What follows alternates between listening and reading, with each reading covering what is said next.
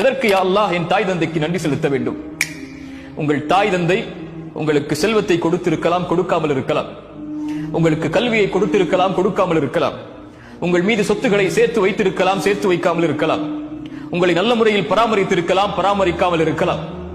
ஆனால் உங்கள் தாய் தந்தைக்கு காலம் முழுவதும் அவர்களுக்கு அருகிலேயே இருந்து அவர்களுக்கு பணிவிடை செய்து செய்து செய்து செய்து நன்றியை நீங்கள் வெளிப்படுத்திக் கொண்டே இருக்க வேண்டும் என்ற ஒரு செயல் உங்களுக்கு இருக்குமானால், எனக்கு இருக்குமானால், என் தாய் தந்தைக்கு நன்றி சொல்வதற்கு லா இலாஹ இல்லல்லாஹ் முஹம்மதுர் ரசூலுல்லாஹ் என்ற ஷஹாதத்தை மொழியக்கூடிய மகளாக அல்லாஹ் இவர்களின் மூலமாக நம்மை உருவாக்கியதுதான். சொத்து இல்லாமல் மரணித்தால், கல்வி இல்லாமல் மரணித்தால், உலகமே இல்லாமல் மரணித்தாலும் அது நஷ்டமில்லை.